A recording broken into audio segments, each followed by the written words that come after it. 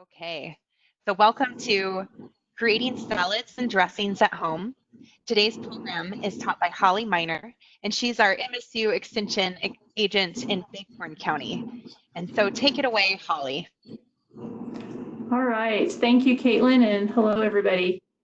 I am not on video right now, but I will come on a little bit later and we'll do some demonstrations.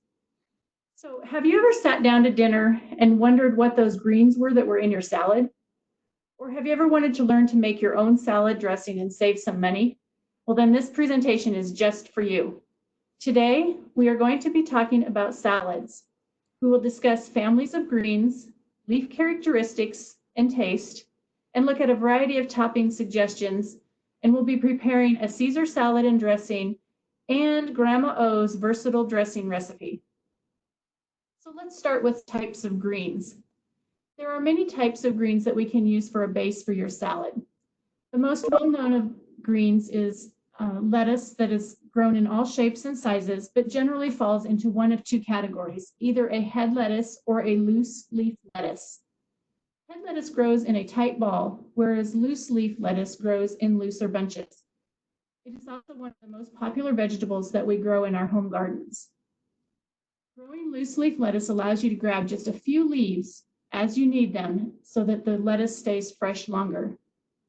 Lettuce is low-calorie, low-carb food, which makes it a great choice for diabetics as well as anyone else. It also has is a good choice nutrition-wise. Most varieties of lettuce are especially good sources of vitamin A and potassium. Some common types of lettuce are butterhead, which includes Bibb and Boston lettuce. The leaves are loosely formed heads with pale, wrinkled leaves, and as the name implies, it has a smooth, buttery texture.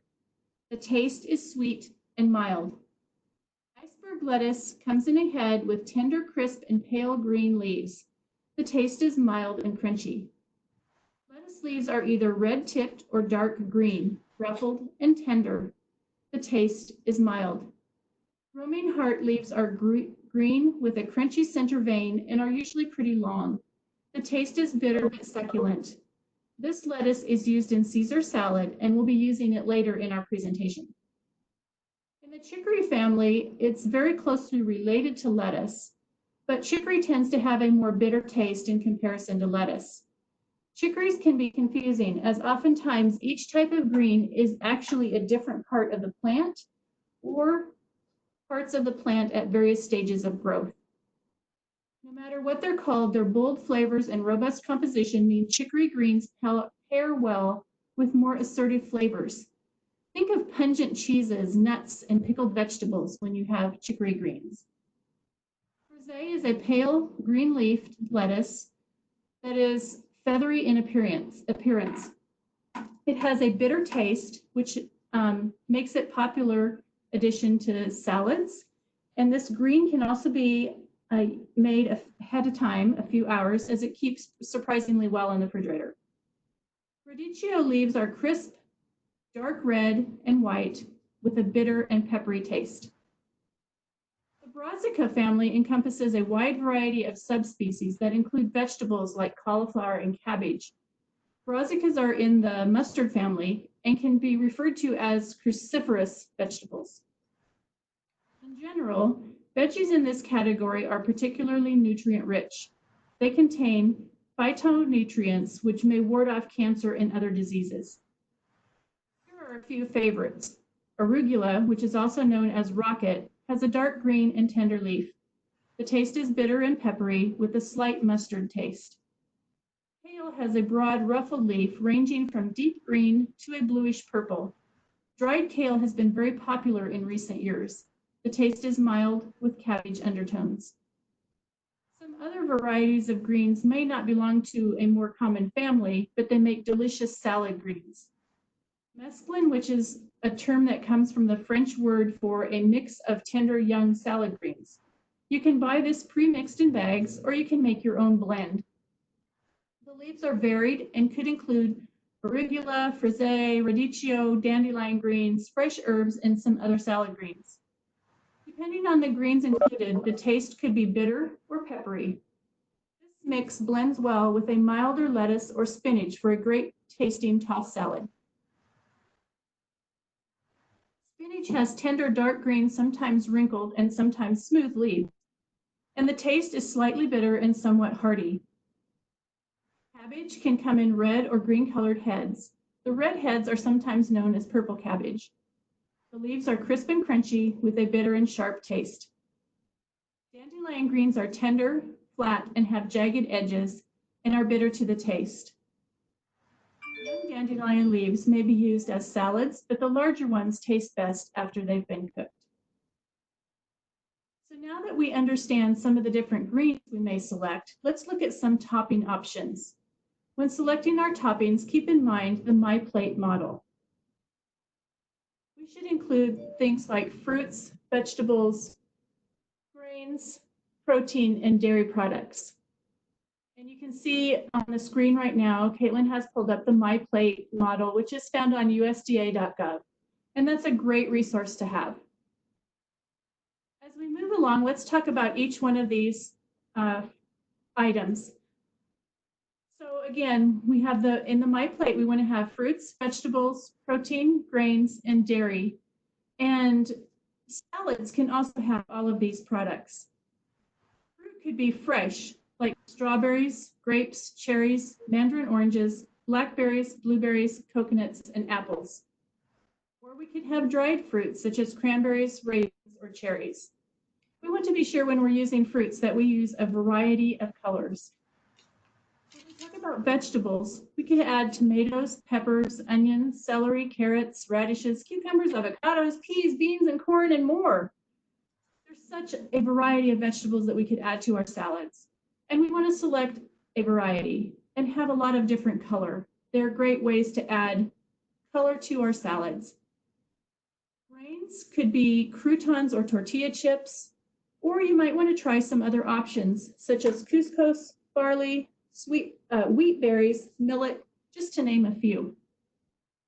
When we're selecting whole grains, we want to select grains that are whole and make half of your grains whole grains.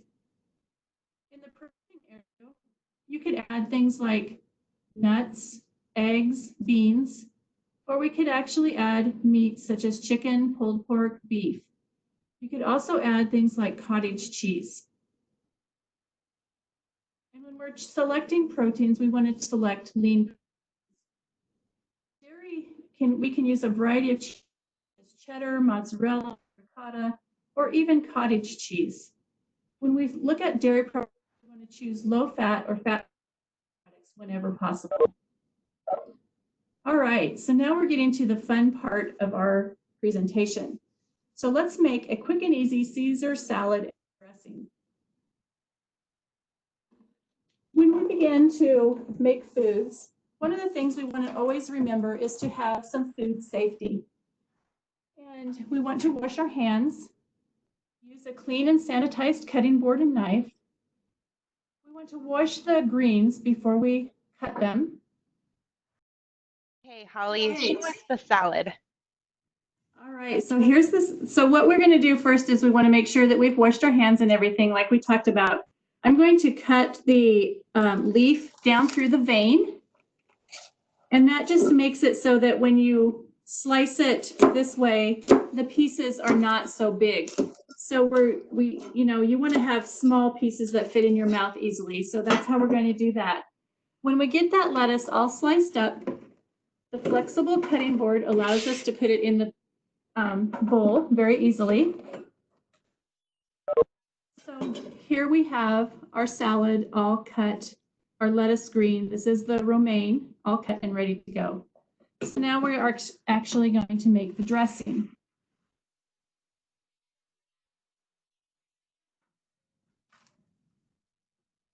Grab my bowl for dressing.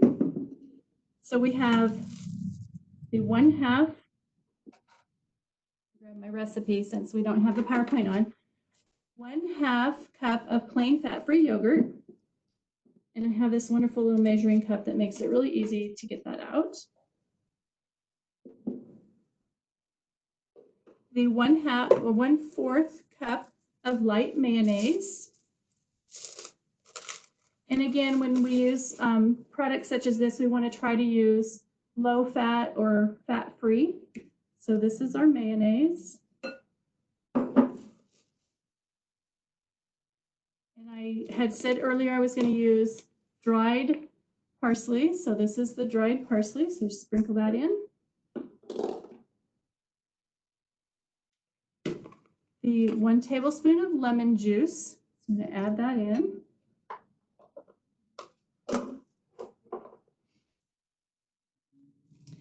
And then 1 small clove of garlic, or clove of garlic. And garlic comes in a bowl like this. And so usually you just take 1 little piece. Oh, that really shot across there. 1 piece like this, and that is your clove.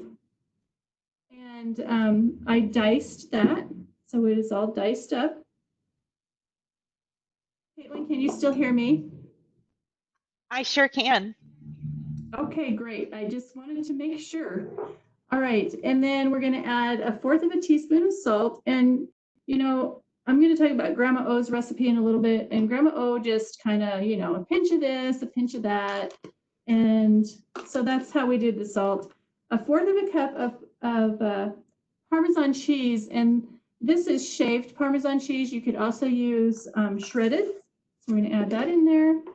And then again, just a little bit of pepper to give it another little flavor. And we're going to mix all those together. And you could wait and add your Parmesan cheese at the end and just toss it on top of the salad greens. So we get all those mixed up together. We're going to add that dressing to our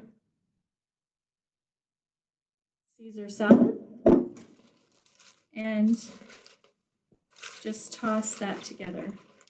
And this is your quick and easy Caesar salad with dressing. This recipe came from the Dining with Diabetes program, and MSU Extension and agents across the state do have access to this program. So if you are diabetic and you want to participate in that program, just contact your local FCS agent and they can help you with that. So there we go, is our Caesar salad. And we're going to plate up a little bit of this because, you know, it is almost lunchtime. So about a cup. And of course, you know, we want to add some croutons because I like that little bit of crunch. So we're just going to toss a few croutons on there. And there you go, your Caesar salad and dressing. Fun recipe, easy to do, super, super quick. Well, one of the other things I talked to you guys about was Grandma O's recipe. So, you know, we want to share Grandma O's recipe. Grandma was my mother's mother, and she did everything just a little bit, you know, a little bit of this, a little bit of that. And so Grandma O's recipe is apple cider vinegar. You can use regular white vinegar, but I like the apple cider because it's not as strong. And we're just going to pour maybe a tablespoon, 2 tablespoons in the bottom of our bowl. And again, Grandma just kind of mixed and dumped and everything else. And so this is the only way I know how to make this recipe. We're going to add enough sugar that the moisture is soaked up in the sugar, or the sugar soaks up the moisture. So that's about how that goes. And again, we're going to use a low-fat, fat-free mayonnaise. I'm just going to take my spatula in and scoop out.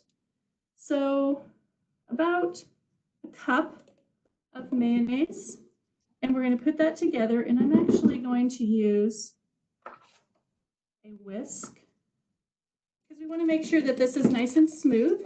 So we're going to whisk this up so it's nice and smooth. Now this is the base of the dressing. This dressing, just like this, we can use this in coleslaw. We can use it as a base to make our deviled egg mixture that goes back inside the eggs. We can also use this for potato salad, and we can use this for cucumber and onions. So deviled eggs, everybody likes deviled eggs, right? Or actually, I'm going to do the coleslaw first. I actually mixed this up last night. So here's the coleslaw. This is just cabbage that is chopped up. And you could add green onions to this to add a little bit of color to it. You could add a little bit of carrots shaved or very thinly sliced. You could add some purple cabbage to it to give it a little bit of color. But I've mixed this base dressing in with the cabbage, and this is what it looks like. And then we're going to add a little bit of celery seed as well. And I must have grabbed the wrong bottle because this one actually wasn't even opened yet. So we're going to open this up, and you're just going to sprinkle a little bit of celery seed on it to give it a little bit more color. It gives it a nice little flavor as well. And so we will plate this up. And you could use this as a side salad, or you could use this as a topping for brats and those kinds of things. Summer's coming up, so that's kind of a fun way to do that as well. But this is your coleslaw. Set this over here to the side. I'm going to reach up and pull my other stuff closer so that I can reach it all. I'm sorry, my tabletop's not bigger, but I have a lot of stuff to show you and I'm really excited about it. Okay, so I have taken the egg yolks out of the egg and kind of mixed those together so that we are ready. So I just used a fork to get this to be finely broken apart, so it's not just big chunks of egg yolk. So it's pretty fine. And like I said, I just used a fork to do that. So one of the things that we're going to do is add, we could add a little bit of yellow mustard to this, and that gives it a little bit of color as well. But that we're actually going to add some of our base, and that helps that yellow stick together. So add a little bit of our base. I'm going to mix that up. And then this is what we put back into our deviled eggs.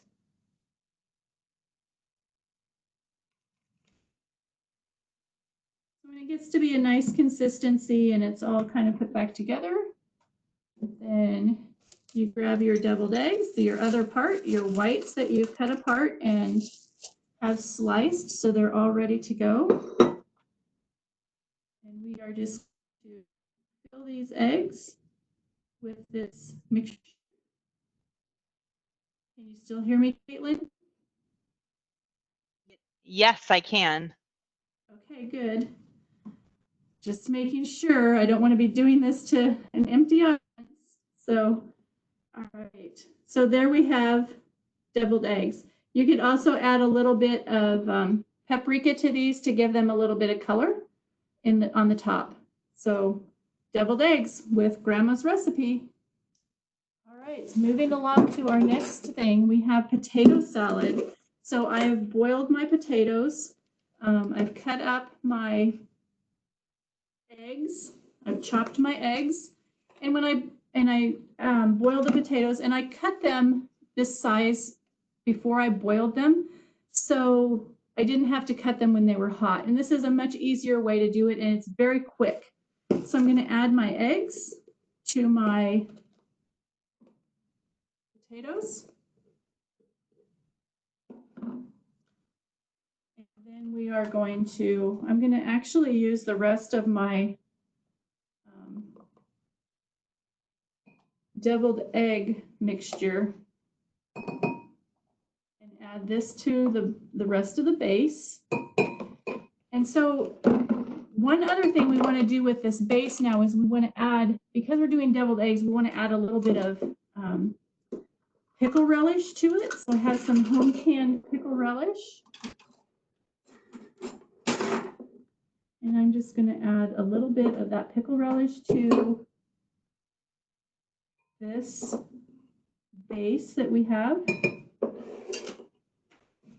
and mix that in. You could also use pickle juice along with your vinegar, or actually in place of your vinegar, either one, depending on what kind of flavor. So it gives it a nice little bit of color, and it makes the flavor so much better for potato salad. So we're going to add this to our potato salad, and then we're going to mix this all up.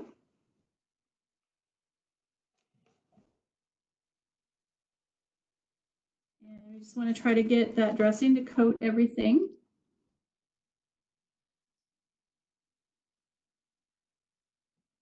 And I don't know if you can hear it or not, but it sounds really neat when you are mixing that. And the smell is wonderful with the extra little bit of relish in there. And here we go. We have good potato salad. You're just making me hungry, Holly. There's so many yummy things. Well, I hope that you've enjoyed it, and I hope that you guys will join me for some potato salad or some deviled eggs or coleslaw or some Caesar salad with dressing. Yes. Thanks, everybody. Thank you for sharing your grandma's recipe with us too. That's going to be fun to try at our home. What's your go-to salad when you're in a pinch and you just need to make something quick for lunch? What's your go-to? Probably the coleslaw. You can buy this pre-mixed coleslaw bags, and then you just add the dressing to it. And the dressing is so easy to make and it's so fast. So probably the coleslaw would be my go-to when I need something in a hurry that's fast and easy. Great. I do want to share the other thing that I do with the base when in the summertime, we're getting ready for gardens are being planted and everybody's excited about getting their garden going. We're going to have cucumbers soon. And so, before we know it, it's going to be here. So the cucumbers I take and I slice those and I put them in cold water with salt. And that salt helps make them crisp. And then you drain that water off, rinse them to get all the salt off of them. And then you have nice crisp cucumbers. And I take this dressing that I made and I add a little bit of milk to it to thin it a little bit and add just a dollop of sour cream. And that's what I use with my cucumber and onions in the summertime. So this recipe is one that I use with a lot of different things, and it's just so easy to do. I'm really looking forward to the summer with all the fresh produce and just a change of pace. So Yes. these are some really great ideas. So thank you so much for sharing them with us. Is there any helpful tips that you would share about how to maybe do you prep your vegetables at the beginning of the week with the intention of making certain salads, or do you just have kind of like a buffet style of salads? Well, if I'm doing a particular salad, I like to do a lot of vegetable prep as much as I can ahead of time. If I know that the vegetables are going to keep. The lettuce, it seems like if you cut it, once you cut it, it starts to turn brown. So I think with the romaines, I bought a bag that had 3 in the bag, and I used 1 for today. The other 2 are still in the bag. I didn't cut them yet. So as I get closer to needing them, when I use up what I have cut, then I'll cut the next. So it really depends on the vegetable, but you are right about doing as much prep as you can ahead of time. If you're cutting carrots or celery, those kinds of things keep longer. Peppers, and if you store them in an airtight container in the refrigerator, they will definitely make your prep of your other meals much easier when you have that done ahead of time. Well, thank you so much, Holly, for joining us and sharing a few tricks and tips for making salads at home. I am going to stop recording.